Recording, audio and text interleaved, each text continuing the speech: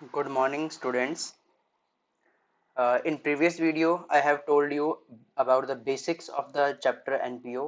जैसे आपने देखा कि हमने लास्ट चैप्टर वीडियो में जो वीडियो 1 थी लेसन 1 की, that is NPO not for profit organisation, उसमें हमने देखा कि NPO होता क्या है, NPO के जो फाइनेंशियल स्टेटमेंट्स हैं वो उसमें किन किन चीज़ों को इंक्लूड करते हैं। तो इसके बाद हम अगला स्टेप चलते हैं कि अगर जो हमें एक NPO की फाइनेंशियल स्टेटमेंट्स बनानी हो तो उसे कैसे बनाएंगे। तो आज जो बेटा हमारा टॉपिक है that is important important items and their treatment while preparing final accounts या फाइनेंशियल स्टेटमेंट्स ऑफ एनपीओ। यानी जब भी आप किसी एनपीओ के फाइनल अकाउंट्स या फाइनेंशियल अकाउंट्स बना रहे होगे तो वो कौन कौन से आइटम्स हैं जिसे हमें याद ध्यान रखना होगा, और साथ साथ आइटम के साथ साथ उनका ट्रीटमेंट क्या होगा ये भी हमें ध्यान रखना होगा, क्योंकि एनपीओ के अंदर जो आइटम्स आते हैं वो नॉर्मल बिजनेस में नहीं होते हैं। जैसे हम बात करें जो हमारा नॉर्मल बिजनेस है, आप सभी ने जो प्रॉफिट मेकिंग बिजनेस है, प्रॉफिट मेकिंग बिजनेस, इसके लिए आपने अकाउंट्स बनाए थे 11th क्लास में। क्लास 11th में आपने प्रॉफिट मेकिंग ऑर्गेनाइजेशन के लिए अकाउंट्स बनाए थे। उसके लिए आपने देखा था कि आपको क्या गिवन होता था, आपको याद होगा। अगर आपको इनका फाइनल अकाउंट्स बनाना हो या फाइनेंशियल स्टेटमेंट्स बनानी हो, फाइनल अकाउंट्स बनाने हो या फाइनेंशियल स्टेटमेंट्स बनानी हो, तो आपको क्या गिवन होता था? आपको गिवन होता था ट्रायल बैलेंस। आपको चीज गिवन होती थी तो ट्रायल बैलेंस आपको गिवन होता था। उस ट्रायल बैलेंस से आपको क्या बनाना होता था? आपको अगर याद हो तो आपको याद बनाना होता था trading and profit and loss account. एक तो अकाउंट आप ये बनाते थे, दूसरा इसी से आप बनाते थे बैलेंस शीट, और इन दोनों को मिलाकर ही हम फाइनल अकाउंट्स फाइनेंशियल अकाउंट्स कहते थे। अब ऐसा हम क्या करते थे, दो अकाउंट क्यों अलग अलग सेग्रीगेट क्यों करते थे? क्योंकि जो ट्रायल बैलेंस है इसमें आपको बिल्डिंग भी गिवन होती थी, इस यानी बिल्डिंग के ऊपर जो आपका खर्चा है, प्लस आपका सैलरी भी गिवन होती थी, आपके सेल्स भी गिवन होती थी, आपकी परचेजेस भी गिवन होती थी। यानी सही मायने में ट्रायल बैलेंस में आपको क्या गिवन था? आपको कैपिटल नेचर की आइटम, अब ये कैपिटल नेचर में आपके कैपिटल रिसीप्ट भी हो सकते हैं और कैपिटल पेमेंट भी हो सकती हैं, शॉर्ट में लिखा है बेटा मैंने। और साथ ही साथ आपको रेवेन्यू नेचर की आइटम, रेवेन्यू नेचर के आइटम चाहे रेवेन्यू रिसीप्ट गिवन हो या रेवेन्यू पेमेंट गिवन हो, तो ये आपको गिवन होती थी। यानी आपको सही मायने में अगर समरी में बात करें तो हमें रेवेन्यू नेचर के आइटम भी गिवन होते थे और कैपिटल नेचर के भी आइटम गिवन होते थे। हम करते क्या थे? Trading and profit and loss account में तो हम सिर्फ और सिर्फ रेवेन्यू नेचर के आइटम लेते थे, चाहे वो रेवेन्यू इनकम हो या रेवेन्यू एक्सपेंडिचर हो। और दूसरा हम क्या करते थे, जब बैलेंस शीट बनाया करते थे हम, तो बैलेंस शीट में हम कौन से आइटम लेते थे? बैलेंस शीट में हम कैपिटल नेचर के आइटम लिया करते थे, कैपिटल नेचर या पर्सनल नेचर के अकाउंट्स हम इसमें दिखाया करते थे। तो बेसिकली हमें यहाँ पे ये समझना है कि ट्रायल बैलेंस में हमें क्या गिवन था? ट्रायल बैलेंस में हमें गिवन था रेवेन्यू नेचर का आइटम जिसे हमने ट्रेडिंग एंड पेल में शो किया, और कैपिटल नेचर के आइटम को हमने शो किया बैलेंस शीट में। ऑन द सेम वे हमें यहाँ पर भी अगेन हमें फाइनल अकाउंट्स ही बनाने हैं या फाइनेंशियल स्टेटमेंट्स ही बनानी है, लेकिन किसकी बनानी है? अब हमें बनानी है नॉट फॉर प्रॉफिट ऑर्गेनाइजेशन। अब हमें जो अकाउंट्स बनाने हैं वो नॉट फॉर प्रॉफिट ऑर्गेनाइजेशन के लिए बनाने हैं, यानी उनके फाइनल अकाउंट्स बनाने हैं, दैट इज एनपीओ। इनके फाइनल अकाउंट्स बनाते समय आप कैसे बनाएंगे? अब फाइनल अकाउंट्स में इसमें इन्वॉल्व क्या होते हैं? तो हमने पढ़ा था receipt and payment account, income and expenditure account, हमने भी पढ़ा था इसके पहले वाली वीडियो में कि रिसिप्ट एंड पेमेंट अकाउंट होता है बेटा इसमें, और क्या होता है? इनकम एंड एक्सपेंडिचर अकाउंट होता है, और क्या होता है? और बैलेंस शीट होती है। हमें पता है कि इनकम एंड जो रिसीव्ड एंड पेमेंट अकाउंट है, जो समरी ऑफ कैश बुक होती है। इनकम एंड एक्सपेंडिचर अकाउंट हम सरप्लस से लॉस जाने के लिए बनाते हैं, और बैलेंस शीट में हमारी फाइनेंशियल पोजीशन शो होती है एनपीओ की। तो यहाँ पर जैसे हमने देखा था प्रॉफिट ऑर्गेनाइजेशन में हमें क्या गिवन था? Trial balance.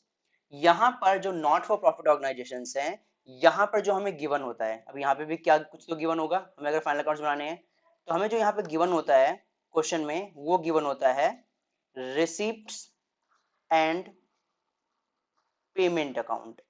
आपको गिवन होता है रिसीप्ट एंड पेमेंट अकाउंट। आप सभी को पता है रिसीप्ट एंड पेमेंट अकाउंट जो है it is a summary of cash book. आपको पता है it is a summary of cash book. Cash book की ये समरी होती है। और आपको पता है कैश बुक में हम क्या लिखते हैं? कैश बुक में हम ये लिखते हैं कि कहाँ से कितना पैसा आया, कहाँ पे कितना पैसा गया। अब चाहे वो रेवेन्यू नेचर का हो या कैपिटल नेचर का, यानी आपने अगर बिल्डिंग परचेज करी है, कोई बिल्डिंग आपने मान लो परचेज करी है, तो उसे आप कैश या चेक से पेमेंट करोगे तो वो भी कैश बुक में आएगा। आपने सैलरी पे करी तो वो भी कहाँ आएगा? वो भी कैश बुक में आएगा। तो यानी रिसीव्ड एंड पेमेंट अकाउंट में क्या होता है? रिसीव्ड एंड पेमेंट अकाउंट में जैसे हमें रिसीव्ड एंड पेमेंट में गिवन था, वैसे ही हमें capital nature and revenue nature, दोनों नेचर के आइटम गिवन होते हैं। ठीक है, अब मैं रिकैपिचुलेशन के लिए आपको दिखा देता हूँ रिसीव्ड एंड पेमेंट अकाउंट कैसा था हमारा। आप ये देखिए, ये आपका रिसीव्ड एंड पेमेंट अकाउंट है। इसमें आप देखो, आपने जो पेमेंट्स करी ना, हेडिंग दे रखी थी इसलिए मैंने capital account, building, furniture, investment, tournament expenses, sports equipment, books, ये सारे हमारे क्या हैं? ये हमारी कैपिटल पेमेंट्स, ये हमारी एसेट्स में ऐड होती हैं। तो हमने कैपिटल पेमेंट्स करी, वो भी रिसीव्ड एंड पेमेंट में करी है। हमने जो रेवेन्यू खर्चे किए अपने, salary, honorarium, tax, rent, printing, advertisement, electricity, insurance, postage, ये जितने भी एग्जांपल्स हैं, ये सारे हमारे क्या हैं? रेवेन्यू नेचर के हैं। इसको भी हमने पेमेंट में दिखाया।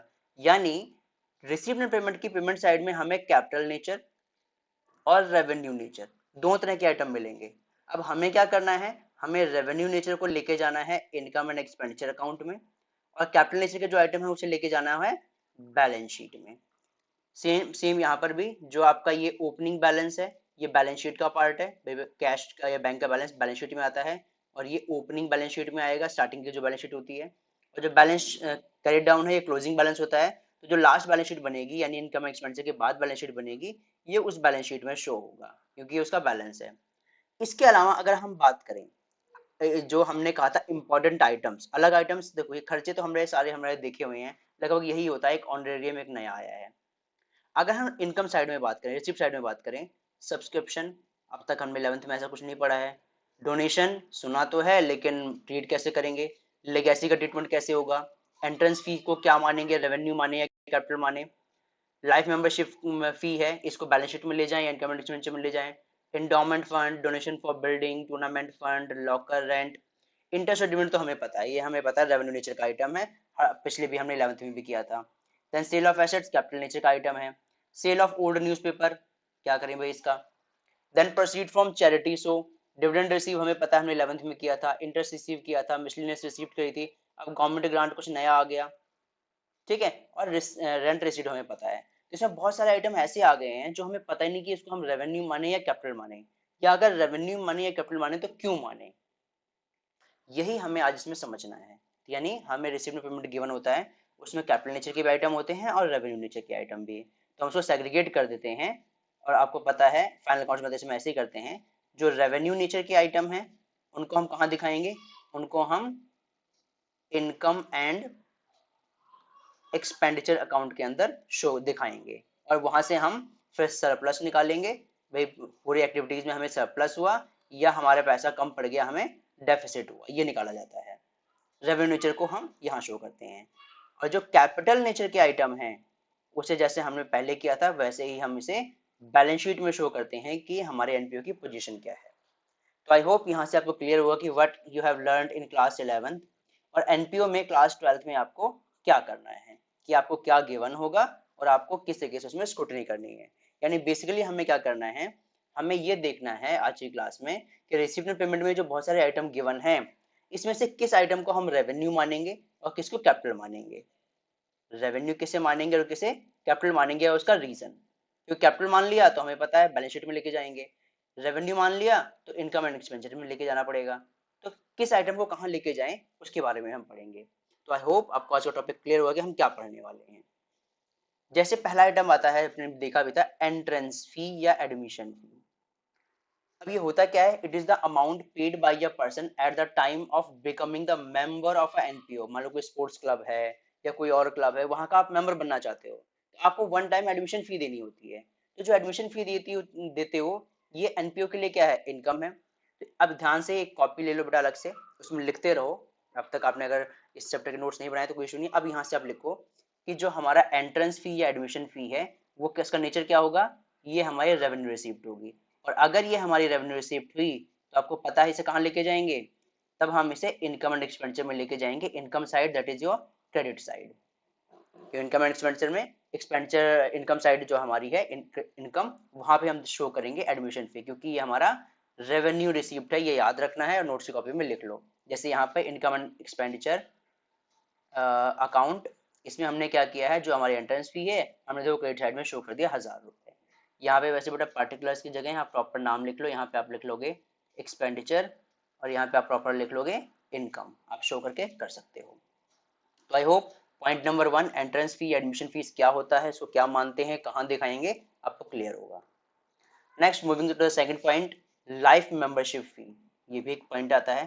तो what is life membership fee, copy में लिख जरूर लेना।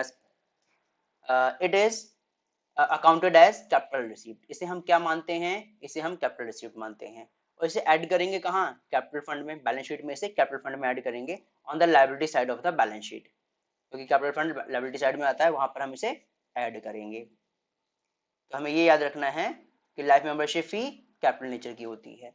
शो करने का तरीका, लायबिलिटी में देखो जो भी कैपिटल फंड गिवन है उसमें जो भी हमारे पास आया है रिसिप्ट एंड पेमेंट अकाउंट में हम ऐड कर देंगे लाइफ मेंबरशिप फी जो भी अमाउंट है और फाइनल अमाउंट आपका शो हो जाएगा। It would be improper to account life membership fee as income. इसे हम इनकम नहीं मानते। बहुत सारे लोग कहते हैं कि इनकम होना चाहिए, बट ये इनकम नहीं होती, because life members makes one time payment, क्योंकि वो वन टाइम ही पेमेंट करेंगे। आपको पता है रेवेन्यू नेचर के लिए 11th क्लास की बुक देख लेना, मैं यहाँ पे उस टॉपिक को नहीं ले रहा, तो बहुत लंबा चैप्टर बन जाएगा ये, या वीडियो बहुत लंबी हो जाएगी। तो रेवेन्यू नेचर में आपको क्या है, वो बार बार रिपीट होता है, आइटम फ्रिक्वेंट होना चाहिए, तो इस टाइप की चीजें हैं। बट ये वन टाइम होता है, वन टाइम पर्सन देता है, इसलिए नॉर्मली हम इसे कैपिटल नेचर का मानते हैं। Moving to the second point, legacy. What is legacy, पहले तो मीनिंग समझ लेते हैं। अमाउंट रिसीव्ड एज डोनेशन, अब ये डोनेशन की फॉर्म में ही मिलता है, but by a organisation under will of a deceased person. एक पर्सन जिसकी डेथ हो रही थी, मान लो उसने अपनी विल में हमारी ऑर्गेनाइजेशन को, हमारी एनपीओ को कुछ अमाउंट डोनेट कर दिया, तो तब हम उसे कहेंगे लेगेसी। अगर एक लाइव पर्सन डोनेशन देता है तो उसे हम डोनेशन वर्ड यूज करेंगे कि भाई उसने हमें डोनेशन दिया है। लेकिन अगर डिजीज पर्सन की विल से हमें कुछ मिलता है तब हम उसे बोलते हैं लेगेसी। तो आई होप आपको क्लियर होगा कि वर्ड लेगेसी क्या होता है। अब जो थर्ड पॉइंट है हमारा लेगेसी, इसका ट्रीटमेंट क्या होगा। It is the amount which an NPO receive करता है as a part of will, ये ध्यान होना चाहिए, will of a deceased person की विल पे रिसीव करते हैं। Since it is a non recurring in nature, obviously तो नॉन रिकरिंग नेचर है, सो इट इज कैपिटलाइज्ड, तो इसे हम क्या करते हैं, कैपिटलाइज करते हैं। कॉपी में लिख जरूर लेना, लेगेसी कैपिटलाइज नेचर। तो हम किसको क्या करेंगे, ऐड करेंगे कहां पर, कैपिटल फंड में, on the liability side of the balance sheet. However if, ध्यान यहाँ से ध्यान देखना, however if it is it is for specific purpose it would be capitalized in the name of fund।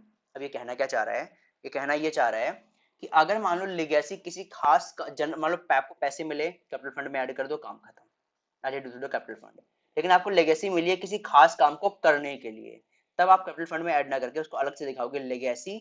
मान लो किसी ने पैसे दे दिए, भाई मैं इतना डोनेशन देके जा रहा हूँ, भाई मेरी विल है कि जब मेरी डेथ होगी तो इतना पैसा इस एनजीओ को दे देना जो इससे अपनी building बनवाएगी।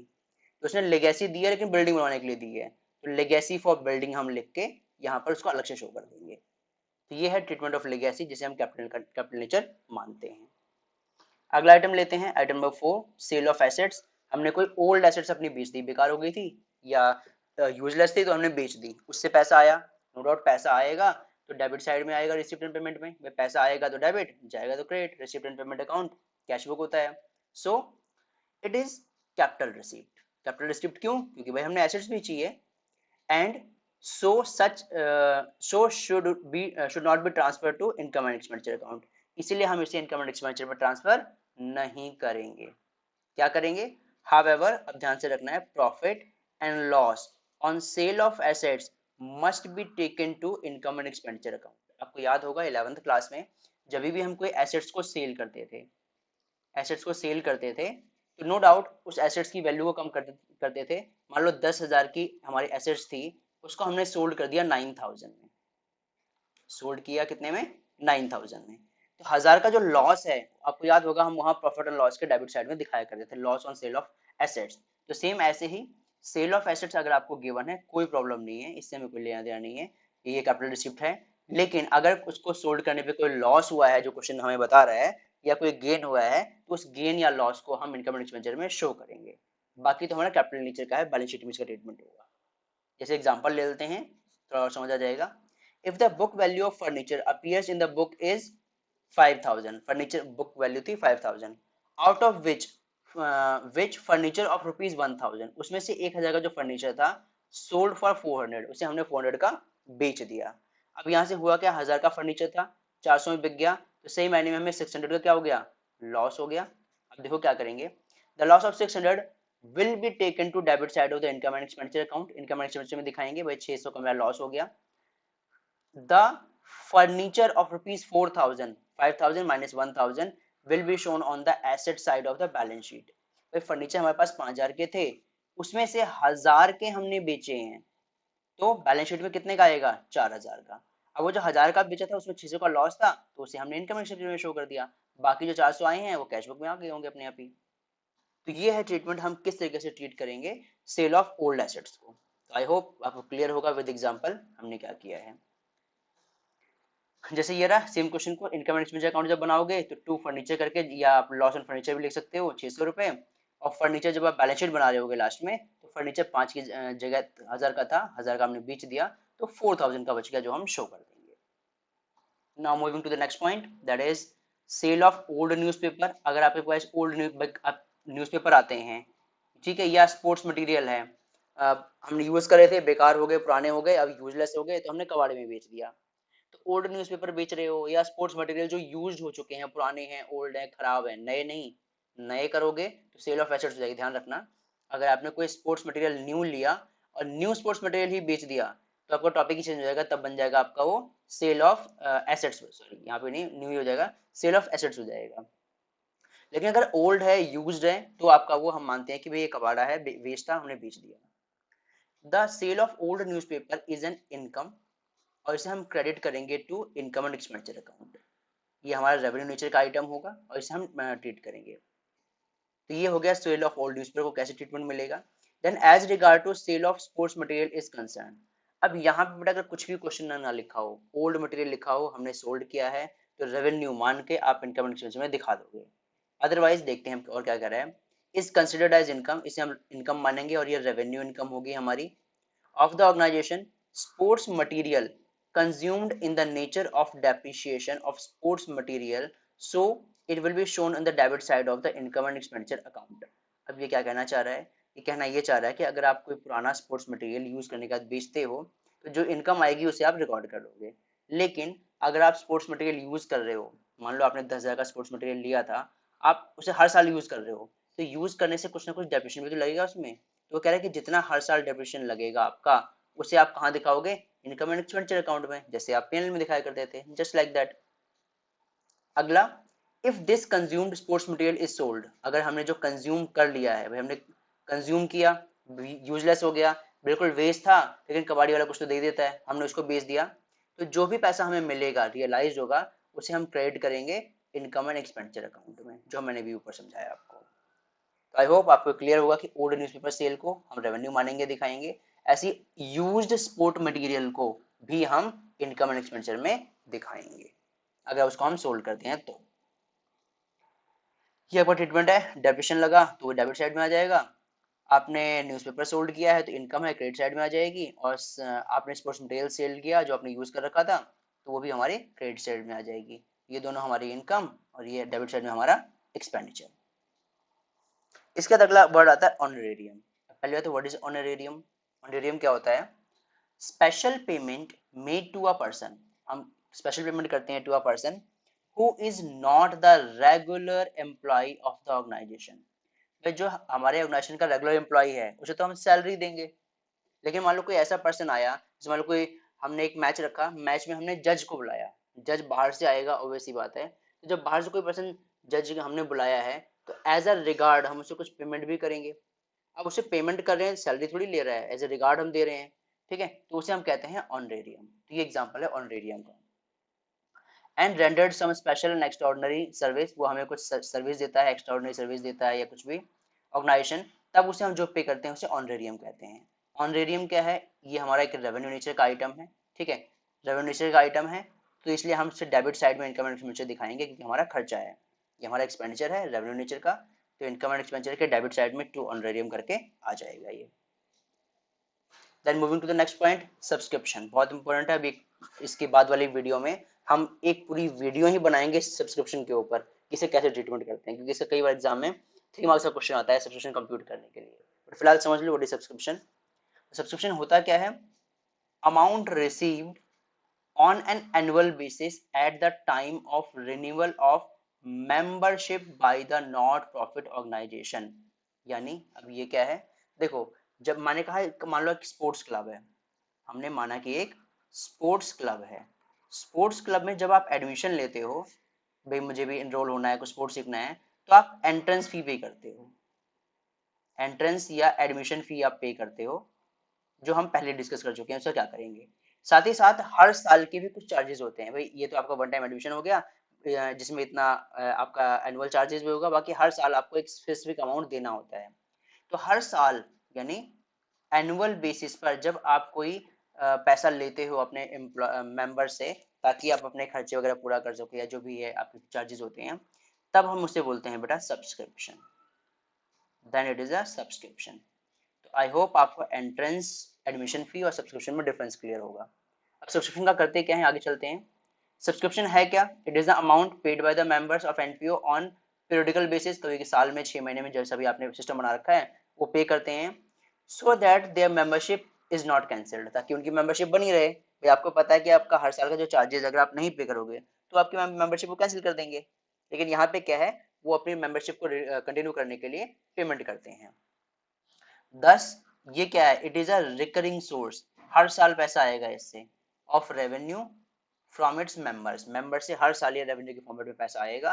And since it is a revenue in nature, तो इसे क्या करेंगे, इसे हम इनकम एंड एक्सपेंडिचर में शो करेंगे क्रेडिट साइड में, क्योंकि क्रेडिट साइड में हम इनकम दिखाते हैं। तो बेटा अब तक हमने जितने भी टॉपिक डिस्कस किए हैं, पॉइंट डिस्कस किए हैं, कॉपी में लिखते रहना साथ साथ कि सब्सक्रिप्शन रेवेन्यू नेचर है, क्या कैपिटल नेचर है, क्या रेवेन्यू नेचर है, एंड सो ऑन, ठीक है। और ऑब्वियसली द सब्सक्रिप्शन जो है, अगर हम बात करें ये दिख कहाँ रहा होगा, अभी हमने फॉर्मेट देखा था, रिसीव्ड एंड पेमेंट के डेबिट साइड में दिख रहा होता है ये। तो आई होप क्लियर है सब्सक्रिप्शन होता क्या है। देन इनकम एंड एक्सपेंडिचर में हम इसे क्रेडिट करेंगे क्योंकि हमारा रेवेन्यू नेचर का आइटम है, और अगर जो हमें रिसीव्ड एंड पेमेंट गिवन होगा उसमें डेबिट में आया होगा क्योंकि ये पैसा रिसीव होता है, और इनकम एंड एक्सपेंडिचर की डेबिट साइड में रिसीव्ड आता है जो भी आपको रिसीव हुआ हो।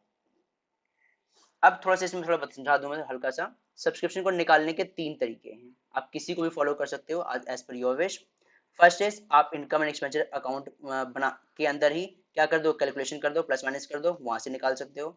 सेकंड होता है बाय प्रिपेयरिंग सब्सक्रिप्शन अकाउंट, आप सब्सक्रिप्शन अकाउंट बनाकर भी सब्सक्रिप्शन का अमाउंट निकाल सकते हो। और तीसरा होता है कि आप एक स्टेटमेंट बना दो सब्सक्रिप्शन की, आप उससे निकाल लो। तो मैं आपको थोड़ा बड़ा इसको कहूंगा, प्रेफरेंस दूंगा कि थोड़ा इजी पड़ता है ये, इससे कर लेना। बाकी आप तीनों से कोई सा भी कर सकते हो। एक समरी बता देता हूँ कैसे कंप्यूटेशन होता है। एक तो क्या हुआ, हमने इनकम एक्सपेंडिचर अकाउंट बनाया, उससे सब्सक्रिप्शन जो हमें पूरे साल में मिला ये रहा। फिर कुछ चीजें प्लस होती हैं, कुछ माइनस होती हैं, ये भी समझने की जरूरत नहीं है, अगले वीडियो में हम ढंग से डिस्कस करेंगे क्या होता है। वो सारी एडजस्टमेंट करी और जो फुल अमाउंट आया वो हमने शो कर दिया इनकम एंड एक्सपेंडिचर अकाउंट में। तो this is the first way कि जब इनकम एंड एक्सपेंडिचर अकाउंट बनाओ तो उसी के अंदर प्लस माइनस कर दो। सेकंड तरीका क्या था कि भाई आप सब्सक्रिप्शन अकाउंट बनाओ और उसके थ्रू आप निकालो कि इनकम एंड एक्सपेंडिचर में हम कितना अमाउंट शो करेंगे, तो जो अमाउंट यहाँ पर आए उसे आप जो इनकम एक्सपेंडिचर अकाउंट बनाओगे वहां पर ट्रांसफर कर देना। तीसरा तरीका होता है कि आप एक स्टेटमेंट बना दो, स्टेटमेंट बना दो सब्सक्रिप्शन भाई कितना होगा, तो जो आपको सब्सक्रिप्शन पूरे साल का मिला ये रहा, कुछ प्लस माइनस होता है वो बाद में समझेंगे अगली वीडियो में, और जो लास्ट में अमाउंट आएगा इस अमाउंट को हम इनकम एंड एक्सपेंडिचर अकाउंट में शो करेंगे। अब ऐसा क्यों करना पड़ता है, क्योंकि पूरे साल में बेटा जो हमें सब्सक्रिप्शन मिला है उसमें हो सकता है भाई आपके रिसीप्ट एंड पेमेंट अकाउंट में, रिसीप्ट एंड पेमेंट अकाउंट में आपको जो सब्सक्रिप्शन है वो अमाउंट मान लो दे रखा है 10,000, तो हो सकता है इस 10,000 में से किसी पर्सन का पुराना बकाया उसने वो भी दिया हो सकता है कोई पर्सन ऐसा हो जिसने अगले साल का एडवांस दे दिया हो। बट जब हम बेटा इनकम एंड एक्सपेंडिचर बनाते हैं तो उसमें रेवेन्यू नेचर का आइटम लेते हैं और सिर्फ करंट ईयर का लेते हैं, जैसे हम पीएल में लिया करते थे क्योंकि उसकी जगह ही तो बन रहा है ये, तो सिर्फ करंट ईयर का लेना है। तो जो 10,000 में प्रीवियस ईयर का अमाउंट है या फ्यूचर ईयर का अमाउंट है, उस दोनों अमाउंट को माइनस करना पड़ेगा, और जो नेट अमाउंट बचेगा इस ईयर का जो रिसीव हो गया, प्लस इस ईयर का कुछ अमाउंट आपका ड्यू भी बचा होगा, तो इन दोनों को ऐड करके फिर आप दिखाओगे इनकम एंड एक्सपेंडिचर अकाउंट में जो प्लस माइनस हो रहा है, ये कुछ वही कैलकुलेशन है। जब हम इस टॉपिक को ढंग से पढ़ेंगे तो डिटेल में देख लेंगे कि कैसे करते हैं, और फिर इसको बैलेंस शीट में हम शो कर देते हैं, एडवांस वगैरह को देख लेंगे इसमें। Then next topic is your, अगला पॉइंट जो है याद रखना, अगला पॉइंट आ गया, अब आपको कॉपी में लिखना है ये। अगर आपको जनरल डोनेशन वर्ड गिवन है, जनरल डोनेशन या जनरल वर्ड नहीं भी लिखा हुआ है, सिर्फ लिखा है डोनेशन, बात सेम है, सिर्फ डोनेशन लिखा है, कुछ भी स्पेसिफाई नहीं कर रखा कि ये डोनेशन किस लिए है, यानी it is accounted as revenue, इसे हम रेवेन्यू रिसीव्ड मानेंगे और इनकम एंड एक्सपेंडिचर के क्रेडिट साइड में हम शो कर देंगे, ये तो हमें पता है। लेकिन कौन सा डोनेशन? जनरल डोनेशन, यानी जिस डोनेशन के लिए कुछ भी ना लिखा हो, ये किस काम के लिए दिया गया, ये सिंपल लिखा हो रिसिप्ट ऑफ पेमेंट अकाउंट में डोनेशन, तो इसे हम इनकम मानकर इनकम एंड एक्सपेंडिचर अकाउंट में शो करेंगे रेवेन्यू नीचे का। लेकिन अगर आपको स्पेसिफिक डोनेशन गिवन हो, अब स्पेसिफिक डोनेशन क्या होती है, मान लो रिसिप्ट एंड पेमेंट अकाउंट में लिखा था, भाई आपका रिसिप्ट एंड पेमेंट अकाउंट आपने देखा, उसके अंदर लिखा था बट इनकम साइड में या रिसिप्ट साइड में डोनेशन फॉर बिल्डिंग, ये वर्ड लिख के 10,000 अमाउंट लिखा हुआ था। तो अभी जो 10 के अमाउंट है आपका 10,000 है, ये किस लिए है आपका, ये आपको डोनेशन मिली है बट किसके लिए मिली है? बिल्डिंग के लिए। तो ये डोनेशन कैसी हो गई? ये स्पेसिफिक डोनेशन हो गई, किसी खास काम के लिए मिली हुई डोनेशन है। तो अगर किसी खास काम के लिए मिली है तो ये उसी काम में यूज होगी, जनरल पर्पज में यूज नहीं हो सकती। तो अगर कोई स्पेसिफिक डोनेशन है जहां पे लिखा हो किस काम के लिए हो, तब ये कैपिटल नेचर की होगी और इसे हम एक अलग फंड की तरह शो करेंगे लायबिलिटी में। इसको हम शो कहाँ करेंगे? इसे हम इनकम एंड एक्सपेंडिचर अकाउंट में इनकम साइड में शो नहीं करेंगे, इसे हम कहाँ लेके जाएंगे? बैलेंस शीट में। बैलेंस शीट की जो लायबिलिटी साइड है वहां पे हम अलग से शो कर देंगे donation for building, donation for building करके अमाउंट हम शो कर देंगे। तो ये ट्रीटमेंट है स्पेसिफिक डोनेशन का। तो नाउ आई होप आपको डोनेशन या जनरल डोनेशन या और स्पेसिफिक डोनेशन में डिफरेंस क्लियर होगा और किसका क्या ट्रीटमेंट करेंगे वो आपने लिख भी लिया होगा और आपको समझ भी आ गया होगा। ऐसे ही बेटा एक बार कई बार बच्चों को आता है कि जनरल फंड क्या है, स्पेसिफिक फंड क्या है। तो जनरल फंड क्या है? जो आपको जनरल पर्पज के लिए, जनरल अपने खर्चों के लिए पूरा मिलता है, जिसके लिए कोई मतलब स्पेसिफाइड वर्क नहीं होता कि इसी काम के लिए है। लेकिन जब आप किसी खास काम के लिए फंड अरेंज करते हो तब उसे हम स्पेसिफिक फंड कहते हैं। अब ये क्या है? As excess of assets over the liabilities, अगर आपके पास एसेट्स ज्यादा है लायबिलिटीज कम है, ठीक है, किसी एनपीओ में, तो इसे हम कैपिटल फंड कह देते हैं, भाई कैपिटल फंड है। क्योंकि भाई मान लो आपके पास जितनी आपकी एसेट्स हैं और जो लायबिलिटीज हैं, लायबिलिटीज के अलावा कुछ पैसा एक्स्ट्रा बच रहा है तो आपका बैलेंस शीट में वो आपका कैपिटल फंड कहलाता है, जिसके बारे में हमने पिछले वीडियो में डिस्कस भी किया था बेटा। The balance of income and expenditure account, जो भी बचता है चाहे आपका सरप्लस आए या डेफिसिट आए, उसको हम ट्रांसफर कर देते हैं कहाँ पर? कैपिटल फंड पे में हर साल। अगर सरप्लस है तो ऐड कर देंगे, डेफिसिट है तो माइनस कर देंगे। This fund is called accumulated fund और जनरल फंड, तो हम इसे एक्युमुलेटेड फंड या जनरल फंड भी बोल देते हैं।